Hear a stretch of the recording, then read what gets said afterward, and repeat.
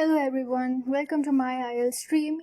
In today's video, we are going to try and understand grammatical range and accuracy, which is one of the band descriptors given by the British Council. Grammatical range and accuracy basically includes two things. One is grammatical range and the other one is grammatical accuracy. In this video, we will attempt to understand how important this whole section is and how you can score more by improving this section. In order to understand the weightage that grammatical range and accuracy carries in your bands, we will need to see all the four band descriptors. Now, band descriptors are the marking criteria which are provided by the British Council and the IDP. They tell you on what actions you score what bands. So there are four different band descriptors. The first one is task achievement, which carries 25% of your band. Coherence and cohesion, which carries 25% of your band. Lexical resource, which means vocabulary, it also carries 25%. And grammatical range and accuracy also carries 25%.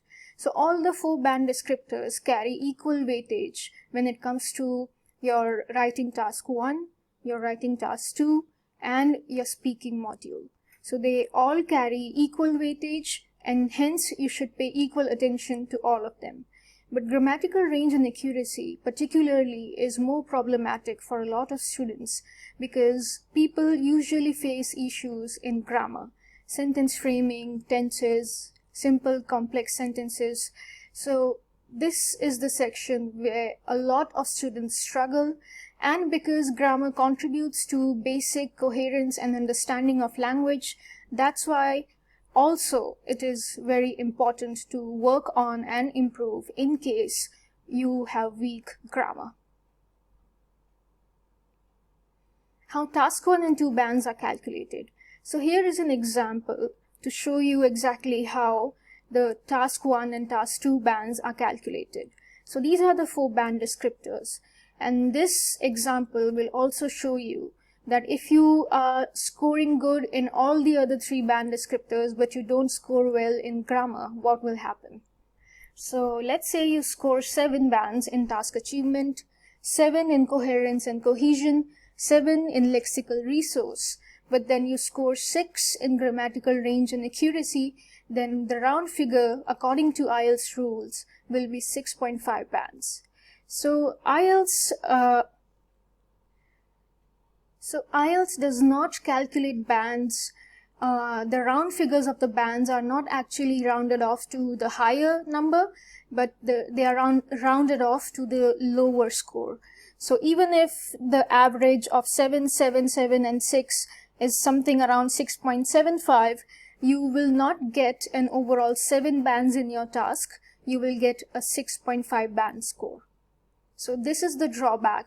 If you have weak grammar and you work well in all the other areas, your overall task 1 or task 2 band will be 6.5. Now let's see what exactly is range and accuracy and what is the difference between the two. Grammatical range means the different types of sentences that you can use and the different types of tenses that you can use. So this will show your ability of sentence framing. This will show your ability to actually follow complex ideas, express complex ideas, and this will also showcase if you have the capacity to handle a lot of different types of sentences. Grammatical range and accuracy. The accuracy section means that you make lesser mistakes in grammar. Your grammar is accurate and understandable, and the basic communication is good. So lesser mistakes, I mean that you do not really replace he for a she, you don't make subject-verb agreement mistakes, you don't make singular and plural mistakes. So those sort of mistakes are less. That means you have higher accuracy. And another thing is frequent error-free sentences. So the examiner would also like to see that most of your sentences are error-free and there shouldn't be systematic errors. So what do I mean by systematic errors?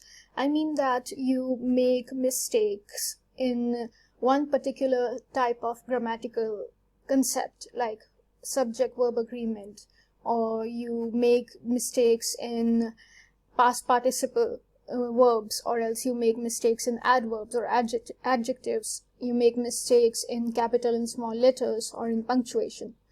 So you should avoid all of these things in order to actually perform good in grammatical accuracy, and we have already discussed grammatical range. Now let's compare the band descriptors for band 6 and band 7. For band 6, it says that the candidate uses a mix of simple and complex sentence forms and makes some errors in grammar and punctuation, but they rarely reduce communication. So the first point refers to grammatical range and the second refers to grammatical accuracy. So if you use a mix of simple and complex sentence forms, you are likely to score band 6. And if you make some errors in grammar, but they rarely reduce communication, this means that the reader or the examiner is able to understand what you are trying to communicate in your essays and what you are trying to communicate in your task 1s and in your speaking. So if your basic communication skill is not disturbed by your grammatical errors, then you will get a band 6. If it is disturbed, you will get lower than a band 6. Band 7 uses a variety of complex structures. So complex sentences are also, you can say, they can be made more complicated, and they can be they can be used to express complicated ideas. So if you are able to use a variety of complex structures and you produce frequent error-free sentences, then you are more likely to score band 7. Has good control of grammar and punctuation, but may make a few errors. So you have to make only a few errors, means very less frequent errors, and you need to use a variety of complex sentences. Then you are likely to score band 7 in grammatical range and accuracy. Now, understanding all that we have discussed, there are a few things you need to keep in mind in order to score higher in the GRA section. So not all sentences need to be complex. This is a myth that all sentences should be complex. It is not possible to have all sentences complex, because there will be places where you will need to just express your main idea, which is like the first sentence of your body paragraphs. So in such places, you will need to use simple sentences. You do not need to force yourself and make complex sentences every time. You should not compromise your accuracy for having more diversity in the types of sentences. So this is to say that if you are trying to have a diversity of sentences, but this makes you so weak in your grammar that your basic communication lags behind, then the examiner will not actually give importance to the diversity of complex sentences, but accuracy matters more. So if you make a lot of mistakes, but at the same time you have a lot of complex sentences, it's actually not going to help you. Basic communication should be good, or else you will not score more than 6. So you need to keep this in mind, that if your basic communication is just barely getting through the point and not actually doing you a lot of good and not actually giving out a clear idea of what you're trying to say, then you would get a 6, but it will be difficult to get more than 6. Try to reduce systematic errors. Like we have discussed what are systematic errors. So do not repeat the same kind of mistakes again and again in your tasks, like subject-verb agreement. So if you are making out of the entire task, you have around 3 mistakes in subject and verb agreement. So that means that it is a systematic error, which means that your concept of subject-verb agreement is not actually clear, and you need to work on that. So systematic errors actually reduce your marks in grammatical accuracy.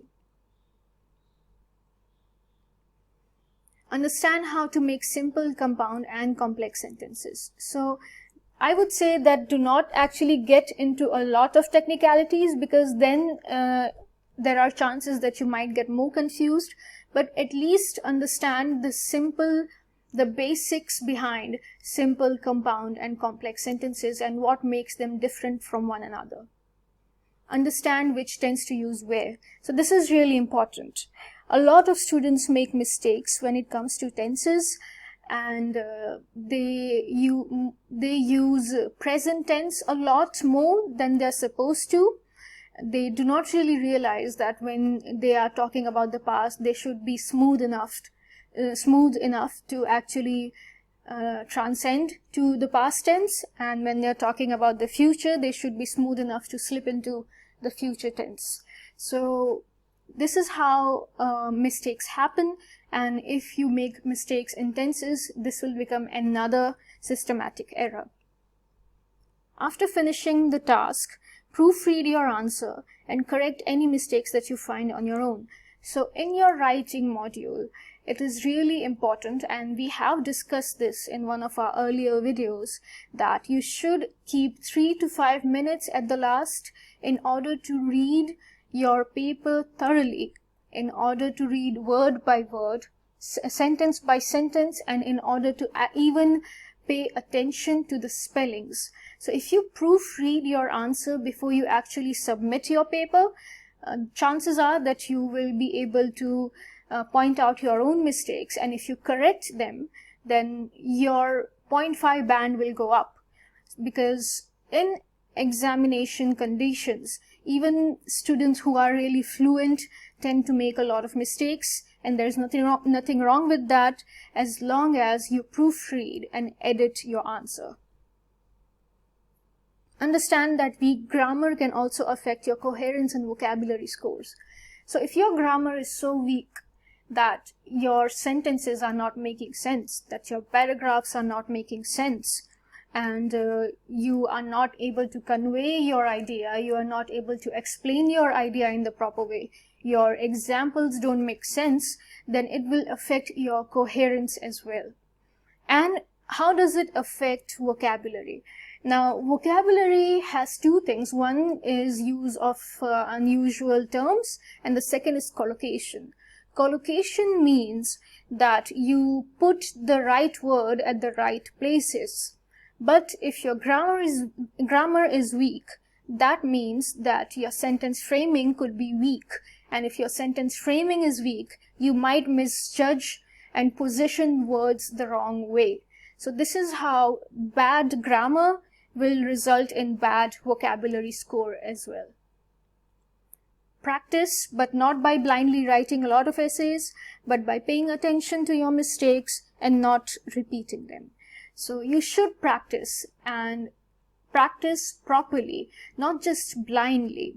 What many students do is that they just continuously write a lot of essays, continuously write a lot of task 1s, and they submit it to their teachers, and they wear the teachers out, and over a period of even 1 month or so, there is not even an improvement of 0.5 bands in their scores. So this is called a blind practice. You do not need to do a lot of practice, but you need to do proper practice in a proper manner. So if you know your mistakes from one of your task submissions, you need to pay attention to those mistakes, and also you need to work on them so that the next time when you submit a task for evaluation, you do not repeat the same mistake again. And that is proper practice. So that's it for today.